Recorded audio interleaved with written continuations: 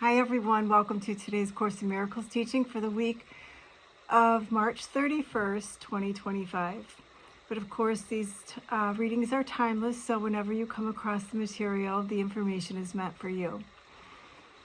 I'd like to say hello and welcome to everyone, whether you're new or returning.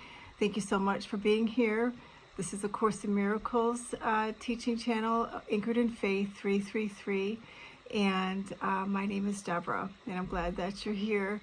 And if you haven't subscribed yet, please hit the subscribe button, notification, share, like, comment. If all of that is truly grateful, as it really helps the information get out to whomever needs to see it. We are on our last section for Chapter 3, which is all about retraining the mind. And I'll read the lesson, I have a commentary, and then we'll do the light language to help anchor in the frequency for this teaching. But before I do that, I'd like to just set our space,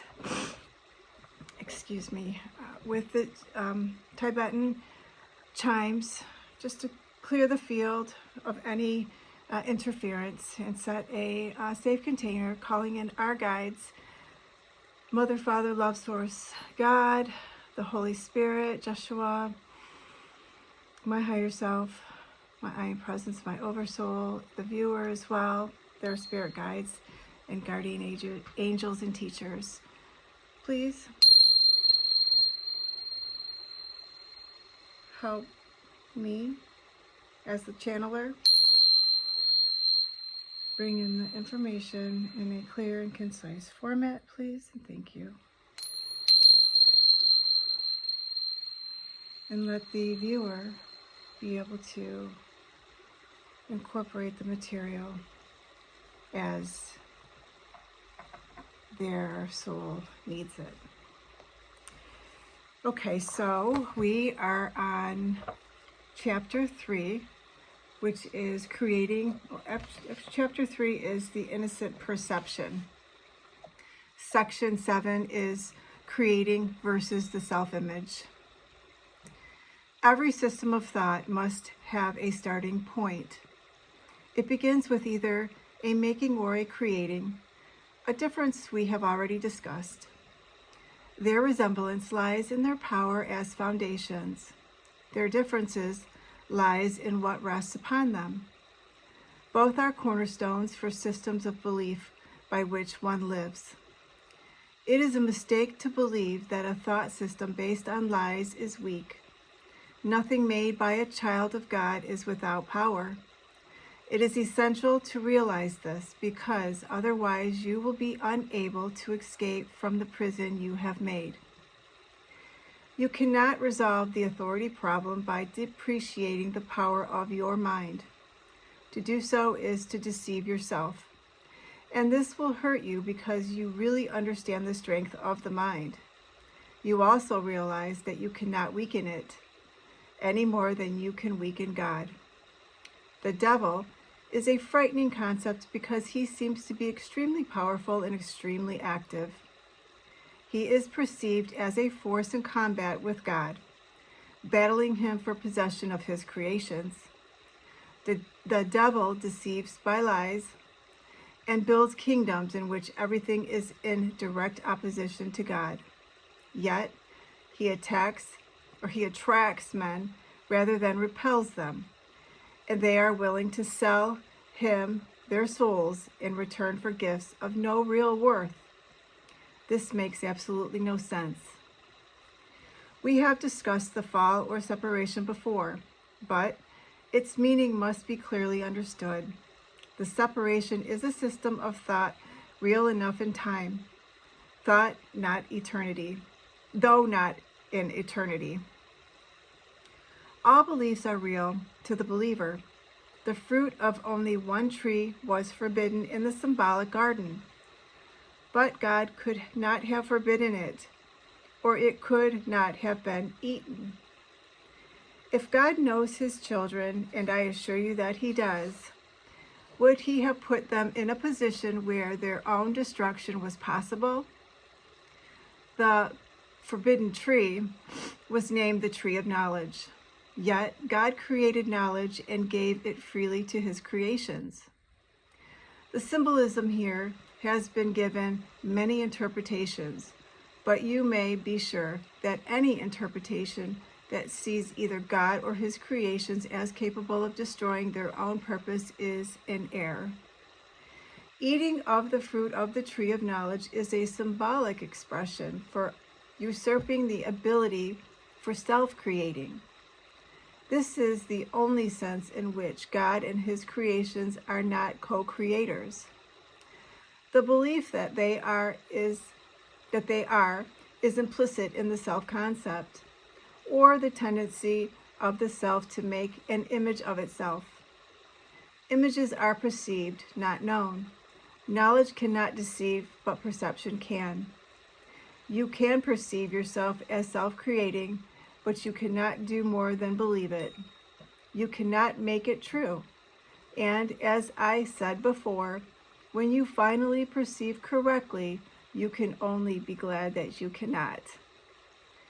Until then, however, the belief that you can is the foundation stone in your thought system.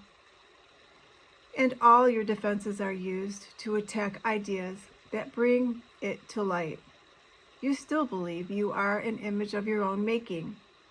Your mind is split with the Holy Spirit on this point, and there is no resolution while you believe that the one thing that is literally inconceivable. That is why you cannot create and are filled with fear about what you make. The mind can make the belief in separation very real and very fearful, and this belief is, quote, the devil. It is powerful, active, destructive, and clearly in opposition to God, because it literally denies his fatherhood. Look at your life and see what the devil has made. But realize that this making will surely dissolve in the light of truth, because its foundation is a lie. Your creation by God is the only foundation that cannot be shaken, because the light is in it. Your starting point is truth, and you must return to your beginning. Much has been seen since then, but nothing has really happened.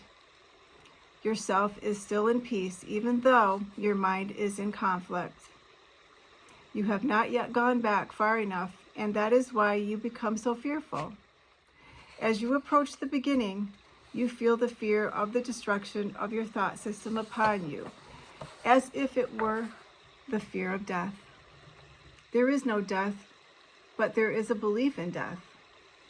The branch that bears no fruit will be cut off and will wither away. Be glad. The light will shine from the true foundation of life, and your own thought system will stand corrected. It cannot stand otherwise. You who fear salvation are choosing death. Life and death, light and darkness, knowledge and perception are irreconcilable. To believe that they can be reconciled is to believe that God and his Son cannot. Only the oneness of knowledge is free of conflict. Your kingdom is not of this world because it was given you from beyond this world. Only in this world is the idea of an authority problem meaningful. The world is not left by death, but by truth, and truth can be known by all those for whom the kingdom was created and for whom it waits. That is our teaching for the week of March 31st, which is Chapter 3, The Innocent Perception, Section 7, Creating versus the Self-Image. Now I'm just going to do a short commentary about our teaching for this week and just kind of highlight some information that was emphasized in the course or in this teaching for this week. And David Hoffmeister, this is going to be credited to him, this information that I'm bringing forth, because he is a longtime Course in Miracles teacher and had spoken upon this particular lesson. So in David's commentary of the section, Creating versus the Self-Image from A Course in Miracles, he emphasizes that the world is a reflection of the thoughts in one's mind, and that any attempt to defend against or justify an image is an opportunity for healing. According to Hoffmeister's attack, thoughts produce a perception of vengeance, and what appears as violence in the world is the acting out of these attacks, of these attack thoughts held in the mind. He also further explains that when feelings of defensiveness arise, it is a sign that attack thoughts are present in awareness. This is a moment to pause and recognize that these thoughts are arising to be released. The text itself states that the mind can create a belief in separation that is powerful and destructive, opposing God by defending his fatherhood. This belief, referred to as the, quote, devil, can make the world seem fearful and chaotic, but it will dissolve in the light of truth because its foundation is a lie, the true foundation of God's creation, which is unshakable and peaceful. In summary, the section and commentary highlight the importance of recognizing and releasing attack thoughts, understanding that the world reflects the mind, and returning to the truth of one's creation by God. So I'm going to let you sit with that, let it marinate a little bit. I'm sure we have all been in a position of attack thoughts and how that has impacted us, but certainly I know as I've continued on my Course in Miracles journey, when those arise, I can immediately identify them because it's a feeling of discord. And I don't believe I had that prior to doing the teachings. I felt justified in my feelings, but since doing the course, I've noticed that as soon as something like that comes up, it is shown for me to resolve that, because it is such an uncomfortable feeling of discord, like I said, and the goal is to get, for me and for anybody studying the course, is to get to that peaceful, loving, balanced frequency and vibration. So thank you for being here for the teaching. I am now going to be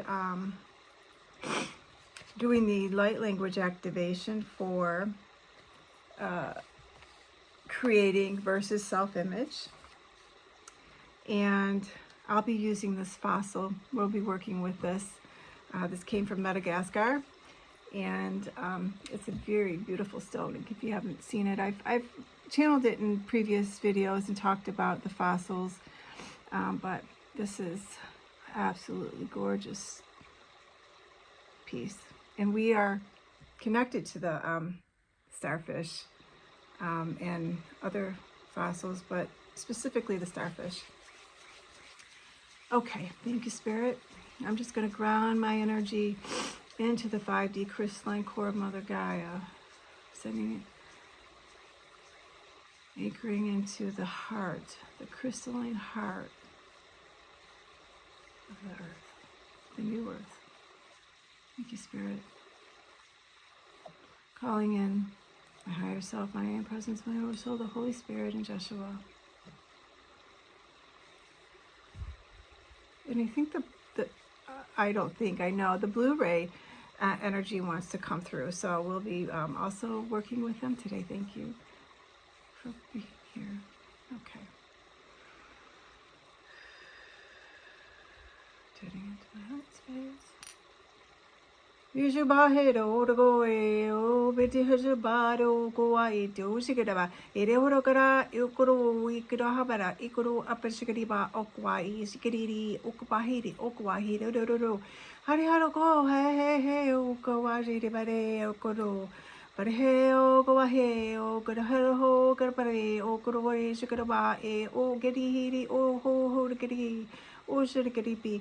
O te ho o kuwahi ti arabara ishukuro ikaraba ishukuru hurihiri ho kuwahe o.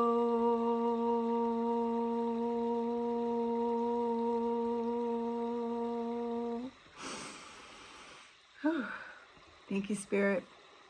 Thank you, guardian angels, spirit guides, Jesus, the Holy Spirit, your teachers and guides. And thank you for being here. I'm truly thankful and grateful. I'm sending you so much love, blessings, and abundance, and I will see you next week. Namaste.